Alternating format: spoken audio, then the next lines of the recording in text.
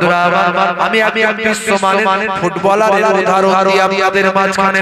হে তরুণ যুবকেরা, বিশ্বমানের ফুটবলার বলতে আমরা যাদের কথা প্রথম বলি যারা ফুটবল প্রিয় মানুষ তারা জানেন বিশ্বমানের ফুটবলার বলতে প্রথমেই নামগুলো চলে আসে ক্রিস্টিয়ানো রোনাল্ডো, নামগুলো চলে আসে কার ক্রিস্টিয়ানো রোনাল্ডো, লিওনেল মেসির নাম চলে আসে, মেসুত ওয়াজিলের নাম চলে আসে, ভাই আমার দোস্ত আমার তরুণ যুবকেরা, ভাই আমার দোস্ত আমার আরো নাম অনেকে চলে আসে, ভাই আমার সাদিও মানের নাম চলে আসে।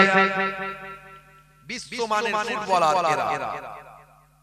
সাদিও মানে পৃথিবী বিখ্যাত একজন ফুটবলার, তিনি একদিন বিশ্ব মিডিয়ার সামনে তার বক্তব্য দিচ্ছেন, বিশ্ব মিডিয়া তাকে প্রশ্ন করছে, তিনি আনসার দিচ্ছেন।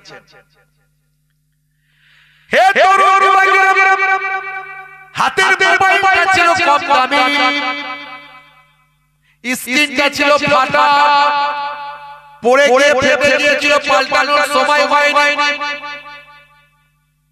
মিডিয়া পারসন জিজ্ঞাসা করলো, হে সাদিও মানে আপনি ওয়ার্ল্ড ক্লাস একজন ফুটবলার, আপনার হাতের মোবাইলটা কেন ফাটা, আর আপনার হাতের মোবাইলটা কেন কম দামি মোবাইল? সেই সময় সাদিও মানে বলেছিলেন, হে বিশ্ব মিডিয়া পারসন শুনে রেখে দেন, হ্যাঁ আপনি ঠিকই বলেছেন, আজকে আমার যে অবস্থা ভারতীয় অর্থের আমি অন্তত 50 থেকে 70 কোটি টাকা পার মান্থ ইনকাম করি, প্রত্যেক মাসে আমার ইনকাম হলো ভারতীয় টাকা 50 থেকে 70 কোটি টাকা। এই 50 থেকে 70 কোটি টাকা আমার প্রত্যেক মাসে মাসে ইনকাম। আমি অনেকগুলো আইফোন নিয়ে ঘুরতে পারি, অনেকগুলো ফেরারি গাড়ি ব্যবহার করতে পারি, তারপরে আমি এগুলো না করে আমি নরমাল লাইফ স্টাইল করি, অল্প পয়সার মধ্যে আমি আমার জীবন যাপন করি। কেন জানেন? তার কারণটা হলো আমি হলাম একজন মুসলমান ঘরের সন্তান, আমার পিতা হলেন একজন ইমাম সাহেব, আমার নবী দয়ার নবী আখির জামানার পয়গম্বরের আমি একজন জোরে হবে না, জোরে হবে না। হে তরুণ যুবকেরা, সাদিও মানে বলেছেন, হে বিশ্ব মিডিয়ার পাবলিক মিডিয়া ব্যক্তিত্ব শুনুন, আমি আমার অরিজিনটাকে, আমি আমার উদ্ভাবনটাকে ভুলে যাইনি, আমার ইনভেনশন যেটা, আমার পাস্ট অতীত যেটা সেটাকে আমি ভুলে যাইনি। আমার নবী অতীতকে মনে রাখার কথা বলেছেন, আমি অতীতকে ভুলে যাইনি। আমার উদ্ভাবনা কথাটাকে জানো, আমি একটা গরিব পরিবারের সন্তান। আফ্রিকা মহাদেশের একটা ছোট দেশ হলো সেনেগাল, সেই সেনেগালে থেকে ভাই আমার রাজধানী থেকে বহু প্রত্যন্ত এলাকায় শত শত মাইল দূরে একটা ছোট গরিব গ্রাম হলো আমার। সেই গ্রামে আমি বড় হয়েছি, ছোটবেলা থেকে অনেক কষ্টে অনাহারে অত্যাচারে দিন কাটিয়েছি। আমি দেখেছি অভাব কাকে বলে, একটা বড় বয়স পর্যন্ত আমি খালি পায়ে মানুষ হয়েছি, জুতো পায়ে দেওয়ার আমার পয়সা ছিল না। আমার এই সেনেগালের মানুষের মনের দুঃখ যন্ত্রণা কষ্ট আমাকে বড় ব্যথা দেয়, আমি তাদের অনাহারে অত্যাচারে দিন কাটানোকে বড় কষ্ট পাই। আমার গরিব দেশের মানুষেরা একবার আনন্দিত হয়েছিল কখন জানো, যখন আমার দেশে ফুটবল খেলা বিশ্বকাপে চান্স পেয়েছিল। সেদিন আমি বিশ্বাস করেছিলাম, মেনে নিয়েছিলাম যে আমার দেশের মানুষকে বিশ্ব ফুটবল চান্স পাওয়ার কারণে আমার দেশের মানুষ আনন্দিত হয়েছে, আমিও একদিন বড় ফুটবলার হয়ে আমার দেশের মানুষকে হাসি ফোটাতে চাই।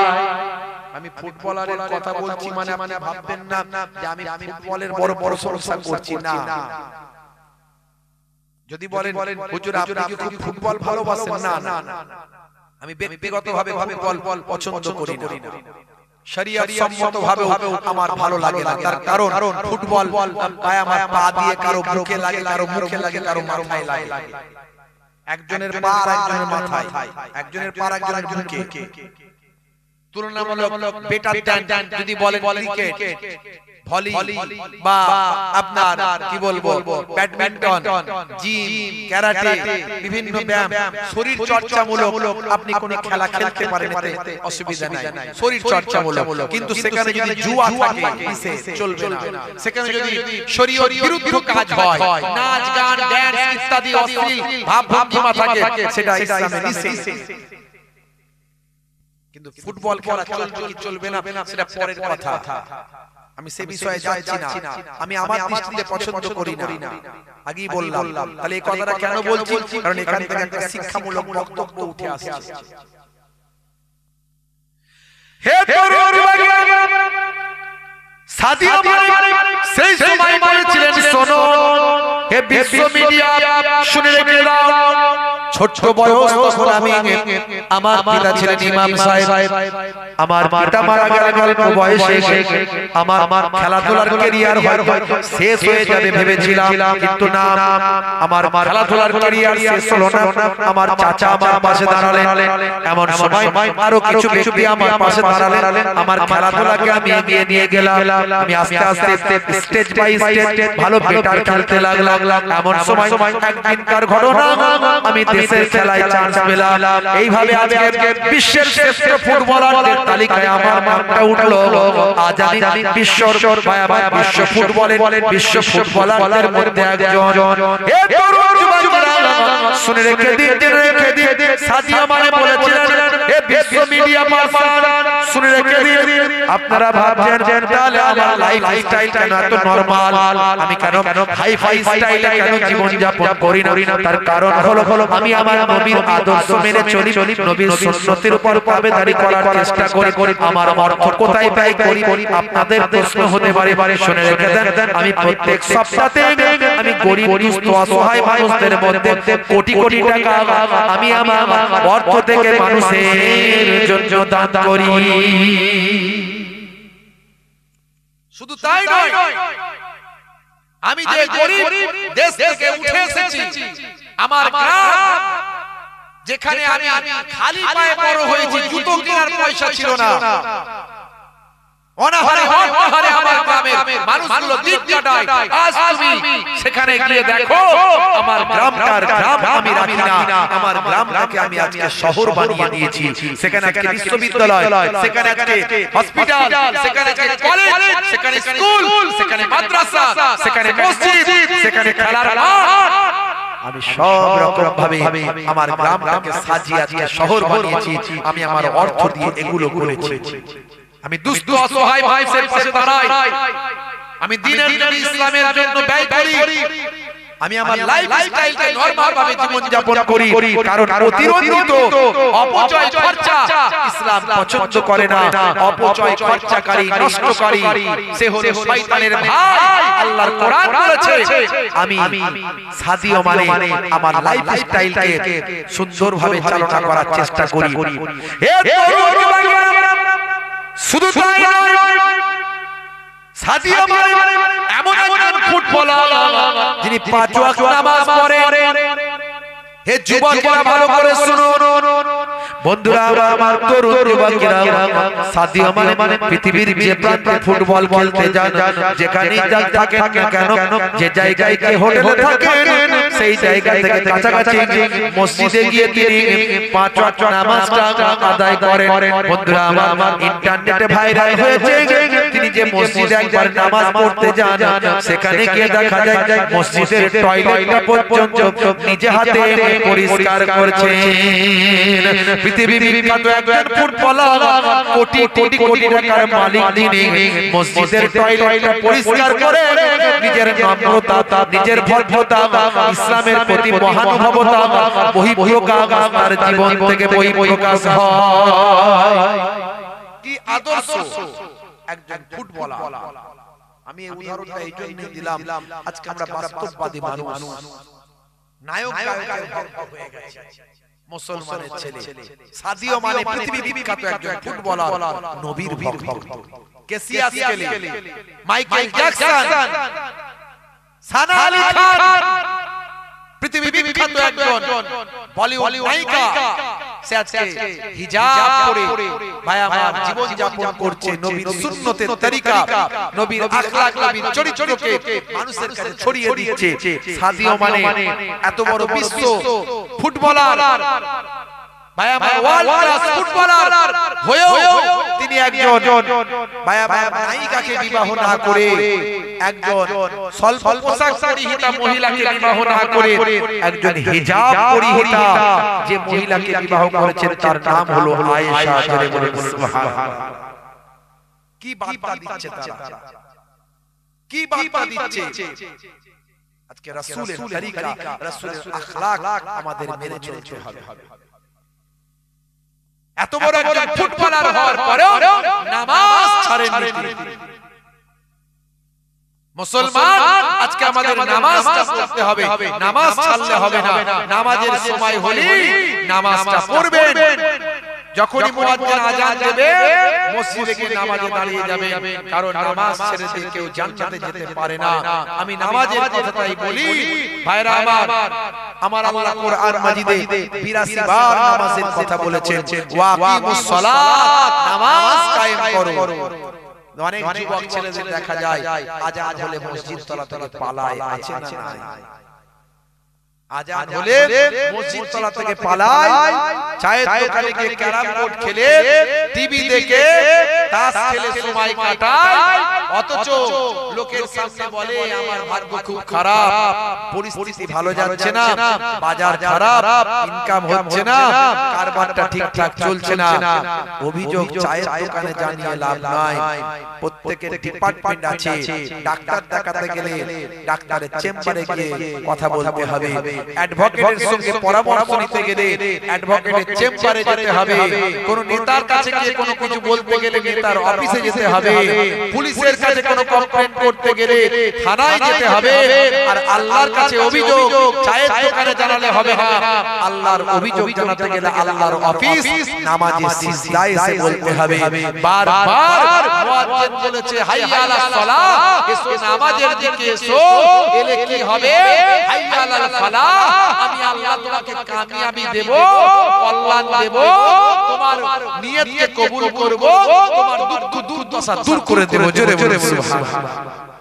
প্রত্যেকের দুঃখ কষ্ট আছে না নাই? যদি দুঃখ কষ্ট দূর করতে চাই, কাল থেকে নামাজে গিয়ে মসজিদে সিজদায় গিয়ে নামাজে দাঁড়ায়, সিজদায় গিয়ে আল্লাহর কাছে জানাই। আল্লাহ বলছে ওয়াস্তাইনু বিসসাবরি ওয়াস সালাহ, বান্দা তোরা আমার কাছে সাহায্য প্রার্থনা কর ধৈর্য এবং নামাজের মাধ্যমে। ধৈর্য এবং নামাজের মাধ্যমে আমার কাছে চাও, আমি আল্লাহ তোমাদের দেব। জোরে বলুন সুবহানাল্লাহ। ওয়াক্ত যে হলো ওযু করো, মসজিদে চলো, খোদার হুকুম পালন করো, নামাজটা করো। ওয়াক্ত যে হলো ওযু করো, মসজিদে চলো, দিন রাত পাঁচ ওয়াক্ত পড়লে পাবে ভাই জান্নাত। জোরে হবে না? কি যে একটু জোরে সুবহানাল্লাহ বলা যাবে? ঠান্ডায় জ্বর হয়ে যাচ্ছে মনে হচ্ছে, তাই তো নাকি? আওয়াজ আর বের হচ্ছে না। জোরে হবে না সুবহানাল্লাহ? ফজরের সময় হলে মসজিদ যাও তুমি চলে, থেকো না বিছানায় শুয়ে, খোদা দেন রহমত ঢেলে। জোরে হবে না? আরেকটু জোরে হবে না? জোহরের সময় হলে কাজটা দাও তুমি ছেড়ে, কিছু সময় দাও নামাজে, সফলতা আসবে চলি। ওয়াক্ত যে হলো ওযু করো, মসজিদে চলো, খোদার হুকুম পালন করো, নামাজটা পড়ো। ওয়াক্ত যে হলো ওযু করো মসজিদে চলো দিন রাত পাঁচ ওয়াক্ত নামাজ পড়লে পাবে ভাই জান্নাত। জোরে হবে না, জোরে হবে না। এশার সময় হলে অবহেলা তুমি করে নামাজে যাও তুমি চলে কবরে মুক্তি পাবে। আর জোরে হবে না। ওয়াক্ত যে হলো ওযু করো মসজিদে চলো খোদার হুকুম পালন করো নামাজটা পড়ো। ওয়াক্ত যে হলো ওযু করো মসজিদে চলো দিন রাত পাঁচ ওয়াক্ত নামাজ পড়লে পাবে ভাই জান্নাত। ভাইরা আমার, তরুণ যুবকেরা আমার, মুরব্বিয়ানেরা আমার, আজকে ভালো লাগছে যে আজকে গোড়াইনগর গ্রামের যুবকেরা আজকে জলসার ব্যবস্থা করেছে, আজকে ইসালে সওয়াবের ব্যবস্থা করেছে। তারা আজকে ফিস্টি করতে পারত, অন্য কোন অনুষ্ঠান করতে পারত, সেখানে তারা নিজেদের অর্থটাকে ব্যয় করতে পারত, তারা না করে জান্নাতের বাগান তৈরি করেছে। বছরের প্রথম দিন দ্বিতীয় দিনে জান্নাতের বাগান করে আল্লাহর কোরআন রাসূলের হাদিস দিয়ে কবরবাসীদের রূহের মাগফিরাত কামনা করে তারা বছরটাকে শুরু করছে। আল্লাহ রাব্বুল আলামিন যেন আমাদের প্রত্যেককে নামাজি বানিয়ে দেন, বলুন আল্লাহুম্মা আমিন। কিন্তু আমরা শুধু আল্লাহু আমিন বলে দিলেই তো হবে না, আমাদের চেষ্টা না করলে আল্লাহ বদলাবে না। বদলাবে আমার আল্লাহ কোনো ব্যক্তিকে কোনো জাতিকে পরিবর্তন করেন না যতক্ষণ না সে নিজে চেষ্টা না করে। আজ থেকে আমরা প্রতিজ্ঞা করব যে আমরা নামাজ পড়ব, বলুন ইনশাআল্লাহ। প্রত্যেকে নামাজ শুরু করবে। আর আরেকটা জিনিস বাড়িতে নিয়ে যাবেন, একটা হলো নামাজ, একটা হলো আর একটা সুন্নতের কথা বলি। এই এত সুন্নত বললাম, কবরে গেলে কোনো সুন্নত দেখা যাবে না, কিন্তু দেখা যাবে একটা সুন্নত, সেটা হলো মুখের দাড়ি।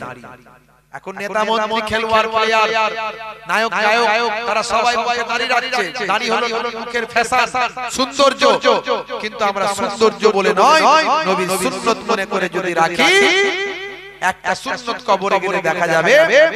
মুনকার নাকির ফেরেশতা যখন এসে বলবে মান রব্বুকা ওমা দীনুকা, দেখতে পাওয়া যাবে মুখে দাড়ি দেখা, হতে পারে ওই দাড়িটা হবে নাজাতের জারিয়া। বড় দাড়ি রাখতে যদি লজ্জা পায়, ছোট হলেও রাখুন, কিন্তু নবীর সুন্নত মনে করে রাখুন। আজ বেঁচে আছেন, কাল বেঁচে থাকবেন গ্যারান্টি নাই, অন্তত কবরে দাড়িটা নিয়ে চলে যান। বাবার তরুণ যুবকেরা এই দুটো কাজ যদি করতে পারে, জীবনটা ধন্য হয়ে যাবে। নামাজ, আল্লাহ 82 বার কোরআন মাজিদে নামাজের কথা বলেছেন। নামাজ ছাড়বেন, নামাজ ছেড়ে দেবেন না। কাজা হলে কাজা পড়বেন, দাঁড়িয়ে পড়তে কষ্ট হয় বসে পড়বেন, বসে পড়তে কষ্ট হয় শুয়ে পড়বেন, কিন্তু নামাজ ছাড়বেন না। নামাজ ছাড়বেন। এই দুটো জিনিস বাড়িতে নিয়ে যান। আজকে একজন ফুটবলারের কথা চিন্তা করুন। আমি একটা ফুটবলারের উদাহরণ দিয়েছি। একজন বাস্তববাদী মানুষ, আপনি ভাবুন যে পৃথিবী বিখ্যাত একটা সেলিব্রিটি, ওয়ার্ল্ড ক্লাস ফুটবলার, সারা পৃথিবী তাকে চেনে, যার মাসে ইনকাম 50 থেকে 70 কোটি টাকা। সেই রকম একজন ব্যক্তি নামাজ তো পড়ছেন 5 ওয়াক্ত, যেখানে থাকেন জামাতে নামাজ পড়েন, এমন কি মসজিদের টয়লেট পর্যন্ত নিজে হাতে পরিষ্কার করছেন। এখান থেকে কি বার্তা দিচ্ছেন? পৃথিবীবাসীকে কি বার্তা দিচ্ছেন? ইসলামের আদর্শ, ইসলামের মহানুভবতা, ইসলামের সৌন্দর্য, নবীর আখলাক, নবীর চরিত্র তিনি মানুষকে শিক্ষা দিচ্ছেন। বাবা মা, আজ থেকে পরিবর্তন হওয়ার শপথ করুন। নতুন বছরে এসেছি, নতুন বছর ভাইয়া, এই 2025 সাল আমরা এই প্রতিজ্ঞা যেন করতে পারি যে আমরা নামাজি হয়ে যাব, সুন্নত ওয়ালা হয়ে যাব, বলুন ইনশাআল্লাহ। ভাইরা আমার, আপনাদের কাছ থেকে বিদায় নেব, যাওয়ার আগে এই জান্নাতের বাগানকে ভালোবেসে আজকের এই পাক মাহফিলে ভাইরা আমার যাতে আগামী বছর এই জান্নাতের বাগানটা আবার ভাইরা করতে পারে, তার জন্য একটু আপনাদেরকে সহযোগিতার হাত বাড়াতে হবে। যেমন ভাইরা সাদিও মানে যেমন তার অর্থ তিনি গরিব দুস্থ অসহায় দিনের জন্য, ইসলামের জন্য ব্যয় করতেন। আপনার অর্থ সবটাই আপনার নয়, আপনাকে আল্লাহ যে অর্থ দিয়েছে সবটাই কিন্তু আপনার নয়। কিতাবের মধ্যে এসেছে তাতে মাদ্রাসা, মসজিদ, জলসা, ইসালে সব গরিব দুস্থ তাদের হক আছে। সেটা যদি আপনি না দেন, আমার আল্লাহ আপনাকে অর্থ দিয়েছেন, আবার আল্লাহ ইচ্ছা করলে কেড়ে নিতে পারে। অর্থ দেওয়ার মালিককে, কেড়ে নেওয়ার মালিককে জোরে বলেন কে? আল্লাহ। নানা জান ছোট হুজুর পীর কেবলা রাহমাতুল্লাহ আলাইহি তাই বলতেন, দিয়ে ধন বোঝে মন, কেড়ে নিতে কতক্ষণ। কুদরতে আজিম তার কে বুঝিতে পারে, অজ্ঞান হইবে জ্ঞানী ধ্যান যদি করে।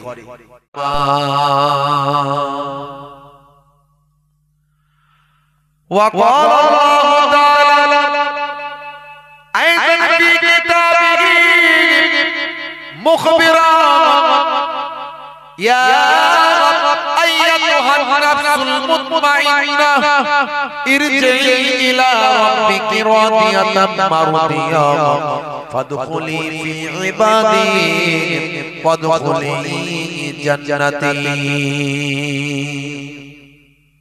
وقال الله تعالى أيضا في كتابه مخبرا إنما المؤمنون إخوة فأصلحوا بين أخويكم.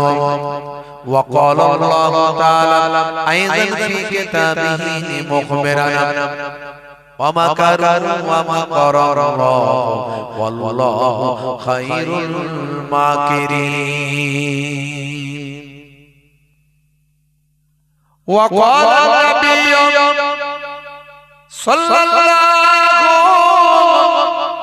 عليه وسلم من تمسك بسنتي عند فساد أمتي فله أجر 100 شهيد إلى آخر الحديث أو كما قال عليه الصلاة والسلام. وقال النبي صلى الله عليه وسلم من حب سنتي